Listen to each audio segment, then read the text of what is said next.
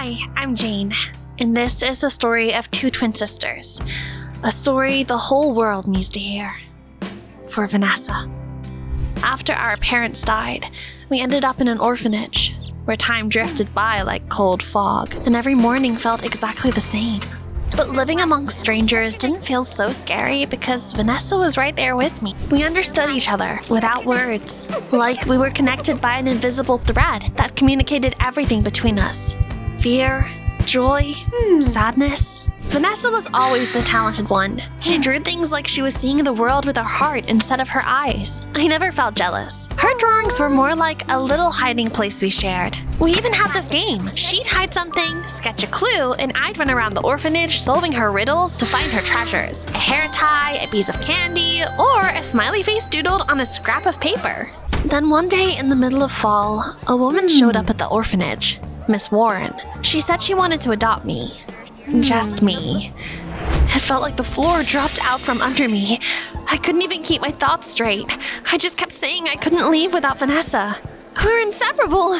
We're two halves of the same person. But Miss Warren kept saying she'd take my sister later, that it was just some paperwork thing, that we just needed to wait a little. Vanessa stayed with me all night while I packed, telling me we'd get through it, that this wouldn't last long. But when I climbed into Miss Warren's car the next morning, it felt like someone ripped a piece of my soul away. Miss Warren's house was in another city. Wow. Neat, spotless, almost weirdly perfect. She was kind. Maybe a little too kind.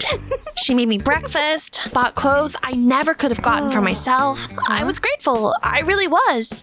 But I still couldn't call her mom. I missed Vanessa so much that sometimes I'd bolt awake in the middle of the night, terrified, like I'd left my sister somewhere. We wrote each other actual letters because she didn't have a phone. She sent me drawings, like she was trying to stay close to me through them. But over time, her drawings started to change. They got stranger, like she was trying to tell me something, but couldn't say it outright. I kept hinting to Miss Warren that it was time to adopt Vanessa too, but she would just give me a gentle smile and nod. Soon, sweetheart. Soon. And the more time passed, the more I realized that soon was a lie. Miss Warren started acting weird. Sometimes I'd hear her whispering to herself. Sometimes she'd sit alone in the dark with a stack of photos she'd never show me. And she hovered over me way too much. She wouldn't even let me go to the store by myself. She told me to keep the bathroom door open at all times, and if I closed it, she'd stand outside and ask every 2 minutes if I was okay. And one night, when I got up to get some water, I heard her whispering to someone on the phone. Yes, I know they're twins, but I only need one daughter. I can't handle the other one. It felt like getting hit by lightning. And when I tried to talk to her that morning, she acted like she had no idea what I was talking about. So I decided to take matters into my own hands. If Miss Warren didn't want to let me go, then I needed to make her want to get rid of me herself. I tore up my clothes, threw fits in public, hid food, tossed out her dinners, ran away from the house, and left notes that said I'm gone for good. I did everything I could to make her think this girl just isn't worth the trouble. But instead of sending me back, Miss Warren got even more attentive. Sweetheart, you're under a lot of stress. You need therapy. I'm not letting you go anywhere alone.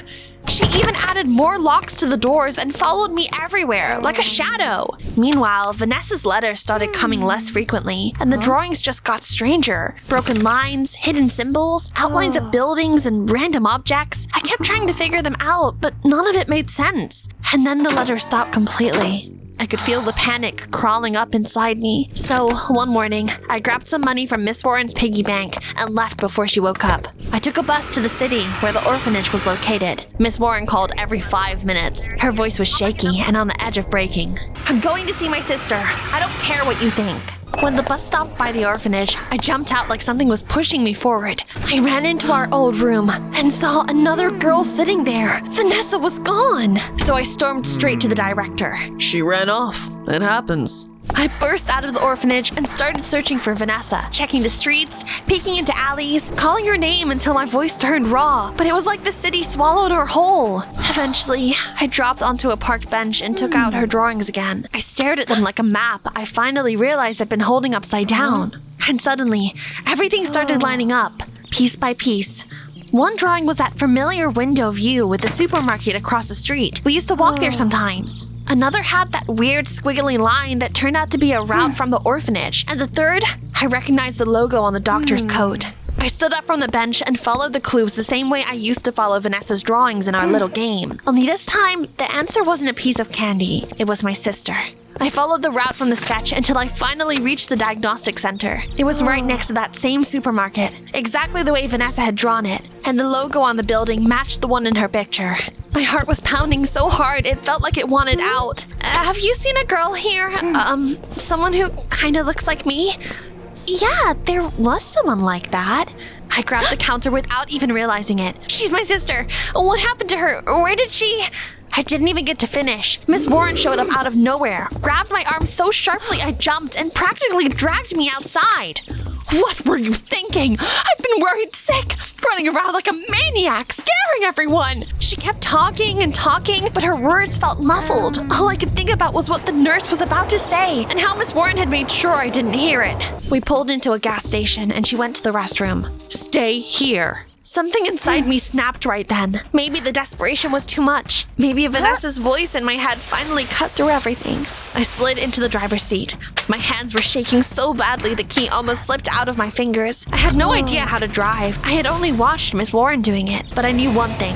If I didn't leave now, I'd never find out what happened to my sister. Somehow, I managed to get the car onto the road. The tires screeched, my heart hammered, and I raced back towards the diagnostic center. When I came back, the same nurse was at the desk. She recognized me and immediately tensed up. About your sister, I only know they examined her here and then sent her to a hospital, but I don't know which one. That cold wave hit me again, but I still had Vanessa's drawings. If she left a clue to lead me here, then she probably left more ahead. I spread the drawings out, and the longer I stared at them, the clearer it got. One drawing showed the old tree we'd seen years ago in the park by the hospital. Another had a heart wrapped in lines that looked almost like wires. That's when it clicked. She'd drawn a heart monitor. I got back in the car and headed to the hospital, but a few minutes later, I caught sight of a taxi right behind me, honking and tailing me way too closely. Even from a distance, I recognized Miss Warren. Her stare could have burned through the glass.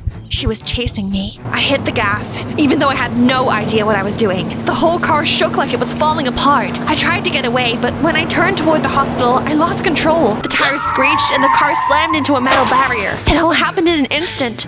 A blast of sound, a jolt, the road flipping, and then pain. I remember looking down and seeing a metal rod sticking out of my chest, and then everything went dark, like someone threw a weighted blanket over me. When I woke up, I was surrounded by white walls, the sharp smell of antiseptic, and the steady beeping of the monitors. A huge scar wrapped tight in bandages stretched across my chest. A nurse was standing nearby. You were extremely lucky. A donor heart came through just in time. They got you into surgery fast. I lay there for days, and I couldn't tell if I wanted to cry from pain or from fear. One day, the doctor who had operated on me came in. He talked calmly, too calmly. But I could see the worry in his eyes, like he knew something he didn't want to say. I asked him if a girl who looked like me had been around the hospital. He looked away, mumbled something vague, and left. And I couldn't shake the feeling he was hiding something. Miss Warren came to visit me every day. She'd sit there and hold my hand. All of this happened because you didn't listen. I just wanted to keep you safe. Then she told me what she'd been hiding. She had a daughter once. She died because Miss Warren wasn't careful. And when she saw me, she decided she wasn't going to lose anyone else. I got scared. I realized that to her, I wasn't me. I was just a replacement. Someone else's ghost. I pulled out Vanessa's drawings again, but they didn't help anymore. It was like the magic was gone. I missed her so much that I started drawing on the backs of the pages myself, just to feel some kind of connection. And then I realized I was actually good at it. Better than ever. I'd never been able to draw before, but now the lines just flowed, confident, smooth, like my hand already knew what to do. The nurse checking my vitals saw the drawings and her jaw dropped. This is incredible. But I could never draw before. Maybe the heart you got belonged to an artist. Then this icy wave hit me. Everything inside me just froze. I jumped out of bed without thinking about the pain or the monitors. Wait, stop! Where are you going? But I was already running to the doctor. Because if what I thought was true, it meant the worst thing imaginable. I practically crashed into his office. The doctor stood up right away, as if he knew this conversation wasn't going to be easy. Who was the heart donor?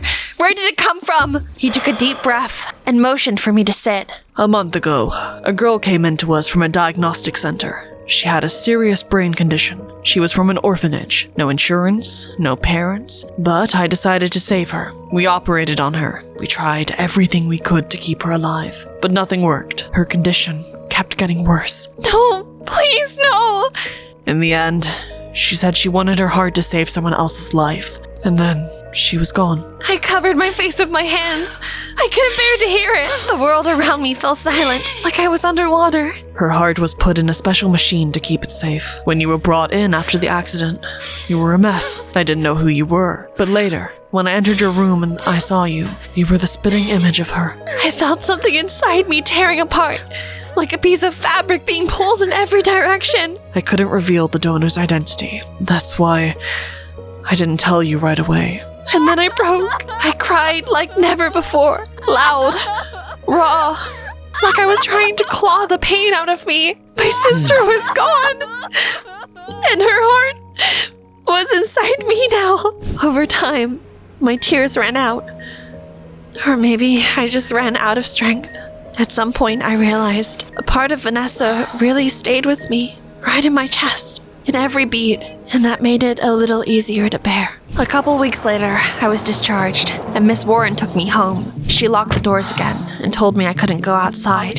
I spent my days drawing, like my hand just knew what to do, like Vanessa's memory was guiding my fingers. Drawing was the only thing keeping me afloat. But the more time I spent home, the stranger Miss Warren's behavior seemed. One day, I went into her room and started going through her stuff, not out of curiosity anymore, more like a desperate attempt to understand what was going on. In the bottom drawer of the dresser, I found a letter from Vanessa. I unfolded it, and the words blurred before my eyes. Vanessa wrote that she had felt sick back at the orphanage, that the director ignored her complaints, and only when she had a severe attack did they call an ambulance. She wrote that at the diagnostic center, they told her she had a terminal illness, and she asked me to come see her one last time. I dropped the letter and just sobbed over it, feeling like everything inside me was tearing to pieces. Miss Warren read all of Vanessa's letters, and most importantly, she kept them from me. That's why the envelopes were always open.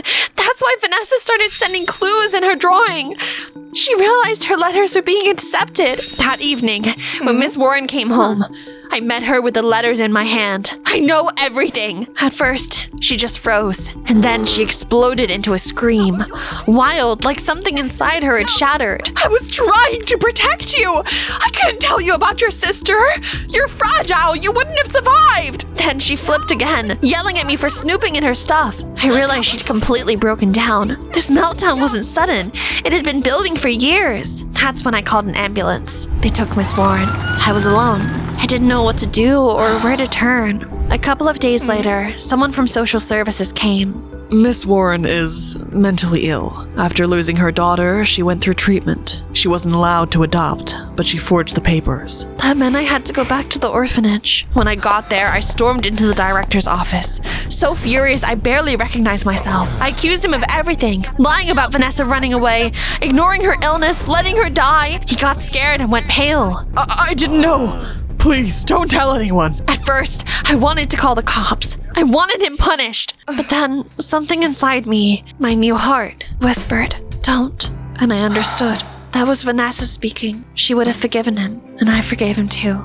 But justice caught up with him anyway. The orphanage oversight found out about Vanessa's death and charged him with negligence. He was fired. Soon, a new director arrived. A woman who treated all of us with kindness from day one. Like every single one of us mattered to her. I stayed at the orphanage, drawing pictures of me and Vanessa side by side, smiling, holding hands. At night, I talked to her, to that quiet, steady, warm beat living inside me. I hope that someday there will be people with hearts as kind as my sister's. People who will take home not just me, but Vanessa too. Vanessa, who's always with me now.